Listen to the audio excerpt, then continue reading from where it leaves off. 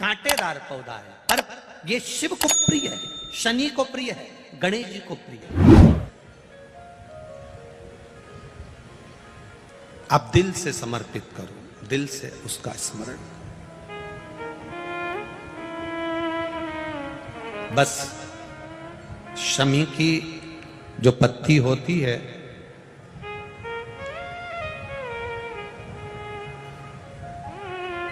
शमी की जो पत्ती होती है,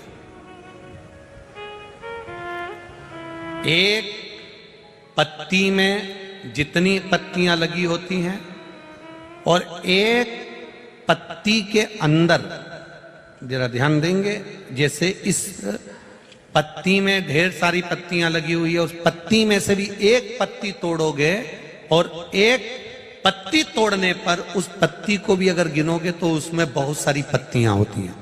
आज प्रयास करना, अगर कहीं आपको शमी की पत्ती मिले तो जैसे ये पत्ती, इस पत्ती को तोड़ा गया, इस पत्ती में से एक पत्ती निकाली गई और एक पत्ती निकालकर आप धीरे से रखना, और उसमें भी बारीक बारीक बारीक बारीक बारीक बारीक बहुत सारी पत्तियां नजर आती हैं। शिव महापुराण की कथा कहती है, जो सोमवार की अष्टमी हो या प्रदोष का व्रत हो या 12 महीने की शिवरात्रि हो या किसी भी दिन प्रदोष काल के अंतर्गत शंकर भगवान को एक शमी का पत्ता कोई भूलवश भी समर्पित कर देता है, तो जितनी एक पत्ती में पत्तियां होती है और उस पत्ती के अंदर भी एक पत्ती को तोड़ने के बाद जितनी पत्तियां होती है, उतने जन्म मृत्यु लोक में मनुष्य के नहीं होते। 84 लाख योनियों में से वो योनियां कट जाती हैं और देव योनि प्राप्त हो जाती। एक शमी पत्र की इतनी महत्वता है, एक शमी पत्र। आज के जमाने में दुनिया के लोग भक्ति तो करते, कई लोग कहते हैं हम 2 घंटा भजन करते हैं, हम 3 घंटा भजन करते हैं, हम 4 घंटा भजन करते हैं, हम 5 घंटा भजन करते हैं, हम 6 घंटा भजन करते हैं। पर कोई तुमसे कहे कि तुम्हारे हृदय में भक्ति कितनी आई, भजन का भाव कितना बड़ा, स्मरण कितना बड़ा, वो ज्ञात नहीं होता। हमारा भजन करते, ये उसी में का हाल है। जैसे एक व्यक्ति के दांत में दर्द हुआ, डॉक्टर के पास गया, डॉक्टर साहब मेरा दांत निकाल दो। डॉक्टर साहब ने कहा, देखो हमारे पास जो सुन्न करने की दवाई थी ना, वो खत्म हो गई है। नहीं डॉक्टर साहब, दांत तो तुम्हें आज ही निकालना पड़ेगा। डॉक्टर साहब बोले, सुन्न करने की दवाई नहीं है, तुम तो निकाल दो। अरे बहुत दर्द होगा, डॉक्टर कहता है बहुत दर्द होगा। अब मैं दर्द सहन कर लूंगा। नहीं तुम तो निकाल दो। नहीं डॉक्टर बोले, नहीं सुन्न करने की दवाई नहीं है, दर्द बहुत होगा, मैं दर्द सहन कर लूंगा। डॉक्टर साहब, इतने में डॉक्टर साहब ने उनके कंपाउंडर से बोला, इससे पूछो ये कोई नशा वशा करता है क्या, पूछो इससे। तो उससे पूछा, तू नशा करता है? हाँ। नशा करता है? हाँ। डॉक्टर साहब ने कहा नशा करता है तो एक काम करो, ये थोड़ा सा नशे में हो जाएगा तो इसका दांत निकाल देंगे तो इसको मालूम नहीं पड़ेगा, दे दो इसको नशे का। अब उसको दे दी, अब उसने नशे में धुत हो गया और डॉक्टर ने कहा अब तुम्हारा दांत निकाल सकते हैं। इतने में नशेला बोला, किसके बाप में दम है मेरा दांत निकाल।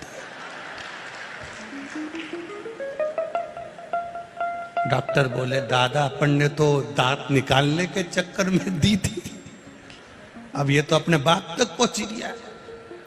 डॉक्टर बोले, रहने दो साहब, तुम तो जाओ, जब सुन्न होने की दवाई आए तब आना। अब दुनिया सोचे, अरे कई लोग ऐसे, हम भजन बहुत करते हैं, हम स्मरण बहुत करते हैं, हम भक्ति बहुत करते हैं। भक्ति करते कैसे हो? करते कैसे हो भक्ति? आज के जमाने में दुनिया के लोग प्राइवेट स्कूल में पढ़ाना बच्चों को पसंद करते हैं। आज के जमाने में दुनिया के लोग प्राइवेट हॉस्पिटल में ले जाना अपने मरीज को पसंद करते हैं। पर दुनिया के लोग एक चीज जरूर चाहते हैं कि मेरे बेटे की नौकरी लगे तो सरकारी लगे और मेरी बेटी की नौकरी लगे तो सरकारी लगे। प्राइवेट स्कूल में पढ़ाते हो, प्राइवेट हॉस्पिटल ले जाते हो, फिर सरकारी नौकरी की जरूरत क्या है तुमको? नौकरी सरकारी चाहिए। पढ़ाएंगे प्राइवेट में, हॉस्पिटल ले जाएंगे प्राइवेट में, पर नौकरी सरकारी। उसी तरह हम 1 घंटे की भक्ति करते हैं, हम 2 घंटे की माला जपते हैं, हम 5 घंटे की माला जपते हैं, हम 6 घंटे की माला जपते हैं। भक्ति कितनी है? भक्ति कितनी है तुम्हारे भीतर? विश्वास कितना है तुम्हारे भीतर? दृढ़ता कितनी है तुम्हारे भीतर? भजन कितना है तुम्हारे भीतर? ये श्रेष्ठता नहीं। श्रेष्ठता वो है कि तुम्हारे भीतर भजन कितना होना चाहिए। आप जाते हो शंकर जी के मंदिर, रोज जल चढ़ाने जाते हो, रोज शिव जी पर जल चढ़ा के आते हो, इसके बाद भी कहीं ना कहीं तुम्हारा मन डोल जाता है, कहीं ना कहीं तुम्हारा क्रम डोल जाता है, कहीं ना कहीं तुम्हारा चित्त डोल जाता है। मंदिर जाने पर भी, शंकर के पास जाने पर भी, शिवलिंग के पास जाने पर भी, शिव के द्वार जाने पर भी। फिर किसी ने कह दिया, अरे वो वहां पे नई पवन उतरी है, सब सही सही बता दे। लोग नारियल अगरबत्ती लेके वहां पहुंच गए और उन्होंने घूमते घूमते कह दिया तेरे ही घर का है। और जो घूमते घूमते वो बोली तेरे ही घर का है। इसको समझ में आ गया 15 दिन पहले मेरी जेठानी से लड़ाई हुई थी, वो ही कुछ ना कुछ करके लाई होगी और उसी ने मुझे बीमार कर दिया। अब जेठानी खार जैसी लगने लगी, खार जैसी। कोई देवी देवता इतने फ्री नहीं है कि तुम्हें आकर बता देंगे कि तेरे ही घर का, तेरे ही घर। अगर देवी देवता इतने फ्री होते हैं कि तुमने 2 अगरबत्ती लगाई और 2 बार ढोलक बजाई, इतने में बाल खोल के आ गई। इतनी देवी जी फ्री हो गई, इतना भैरू जी फ्री हो गया, भगवान इतने फ्री हो गए कि तुमने अगरबत्ती लगाई ने देवता टूटमन हो गया। अरे दादा, जय हो ज्वार माता, धन्य है सोयाबीन जी, जय हो बाजरा की अम्मा, जय हो काका जी। सोचो तो रे, विचार तो करो रे, हम कहां जा रहे हैं? वो नई पवन उत्तरी वहां चल दी है, उन्हें किया वहां चले जाओ, उन्हें वहां ऐसा चमत्कार हो, इन्हें बस यूं फेंको ने हंडा निकली जाए सोना का। अगर ऐसा सोने का हंडा निकलता होता तो सियोर वाला महाराज यहां कोटेश्वर नहीं आता। काय को आता है? ऐसा अंडे से काम हो जाए तो ये कितनी मेहनत करता है किसान। बोलो रे जीजियों, किसान कितनी मेहनत करे, रोज बीज बोए, जमीन तैयार करे, रात दिन जगे किसान, आधी रात को जाकर पानी फेरे किसान, आधी रात को जगता फिरे, सांप बिच्छू कीड़ा कांटा सब पड़ा है तो भी खटिया डाल के सो रहा किसान। जरा विचार तो करो कि कितनी मेहनत करना पड़े। अगर ऐसा सोना का हंडा मिलता रहता तो ये किसान को मेहनत नहीं करना पड़ती रे। शिव पुराण कहती है, भागवत कहती है, कर्म प्रधान है मेरा भारत। मेहनत करोगे तो आगे बढ़ोगे, कर तो मेहनत, आगे बढ़ते चलोगे, हंडा नहीं निकलेगा हो। और सियोर वाले महाराज के पास ऐसा हंडा निकालने की मशीन भी नहीं हो। इस चक्कर में मत रहना। और अगर तुम इस चक्कर में भीड़ बढ़ा रहे हो कि हमारे पास कोई ऐसी विद्या है कि हम तुम्हारा सब कुछ बता दें, हमारे पास वो भी नहीं दादा, हमें तो हमारा ही नहीं मालूम कि अगला कदम क्या। गौमाता के घी का बड़ा महत्व है जी, बहुत ध्यान देना। साल में, वर्ष में 2 बार या 3 बार गौ माता के दूध से निर्मित, वो भी देसी गाय हो, आज के जमाने में देसी गाय भी मिलना मुश्किल है, देसी गाय के द्वारा निर्मित घी दरवाजे के बाहर, अगर तुम्हारे घर में बहुत अशांति हो रही है, क्लेश हो रहा है, घर में शांति नहीं है, तो गाय के घी की एक बिंदी भी अगर दरवाजे के बाहर मात्र अशोक सुंदरी वाली जगह पर घी को लगाकर उस हाथ की बिंदी को दरवाजे पर लगा दिया जाता है तो घर में से क्लेश समाप्त हो जाता है। जैसे कहते हैं ना, मेरे को अच्छा नहीं लग रहा, बेचैनी हो रही है, मुझे ऐसा लग रहा है कुछ बुरा होने वाला है, घर में अशांति हो रही है, मन अच्छा नहीं लग रहा, मेरा रहने का मन नहीं कर रहा, बाहर निकलो तो अच्छा लगता है, घर में जाओ तो अच्छा नहीं लगता, व्यापार में काम अच्छा नहीं लग रहा, व्यापार अच्छा नहीं चल रहा। जिसके मन में लगता है कि मेरे मन से मुझे अच्छा नहीं लग रहा, मन में अशांति लग रही है, मन में अच्छा नहीं लग रहा, उसको देसी गाय का घी अशोक सुंदरी वाली जगह, अशोक सुंदरी वाली जगह जानते हो ना सब लोग, सब लोगों को मालूम है अशोक सुंदरी वाली जगह?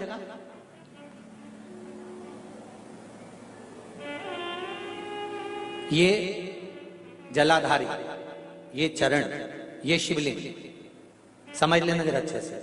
शिवलिंग ये गोल जो भाग है, ये माता पार्वती जी का स्थान। ये जो चरण है जहां से पानी बाहर बहता है, राइट भाग में गणेश जी, लेफ्ट में कार्तिकेय जी।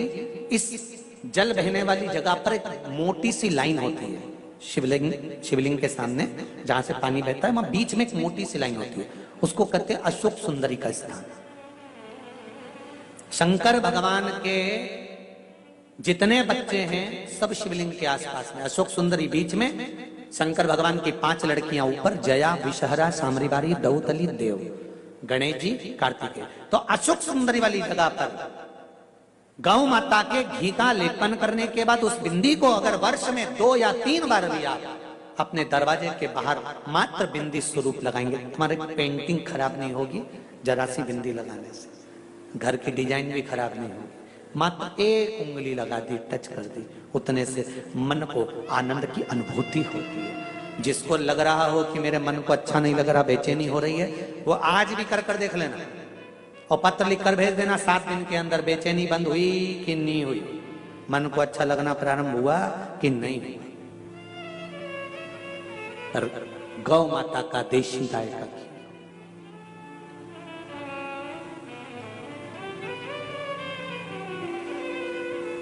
एक बार फिर कहूंगा, शिव महापुराण ना तो भभूति देती है ना बेल देती है। शिव महापुराण ना तंत्र विद्या जानती है ना मंत्र विद्या जानती है। शिव महापुराण इस व्यासपीठ से केवल एक बात जानती है कि शंकर का भजन करो, शिव से कहो, पड़ोसन से कहोगे तो वो अपनी जायदाद का हिस्सा नहीं देगी, सास से कहोगे तो वो सब कुछ दे देगी। शंकर इस मृत्यु लोक का देव है, उससे दिल से कहो, वो दिल से देना प्रारंभ कर देता है। कहो तो उससे। ब्रह्मा ब्रह्म लोक में, भगवान विष्णु वैकुंठ लोक में, और मृत्यु लोक का देव है देवाधिदेव महादेव, उससे दिल से कहो। बहू अच्छा काम करती है ना, सास 4 लोगों में बैठकर कहती है ना कि मेरी बहू ने करा है, तो बहू प्रसन्न होती है। आप लोग जो पत्र लिखकर भेजते हो ना कि शंकर भगवान ने ऐसी कृपा करी, और शिव सुनते हैं ना तो शंकर को अच्छा लगता है कि मेरा बखान किया, ये मेरा वर्णन कर रही है, मैंने दिया तो कहकर बता रही है।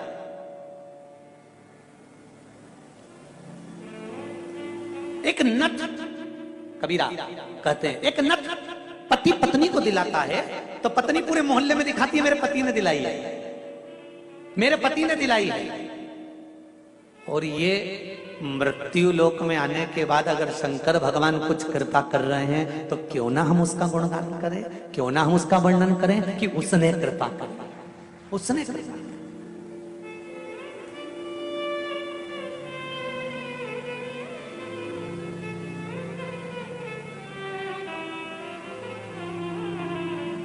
ये उसकी कृपा बिना नहीं हो सकता।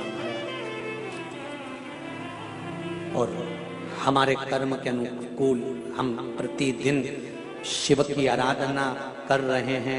श्री शिवाय नमस्तु,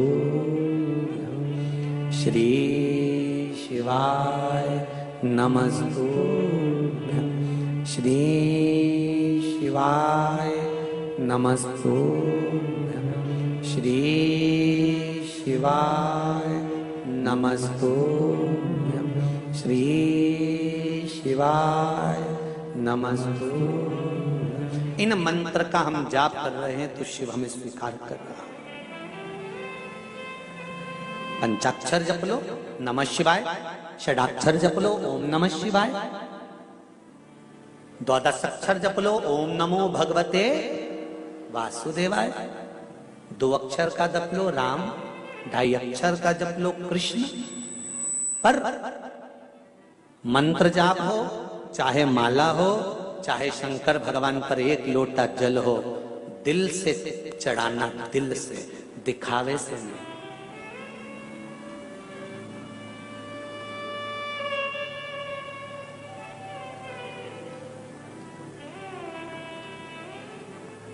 हैदराबाद शहर से कथा स्थल लगभग 15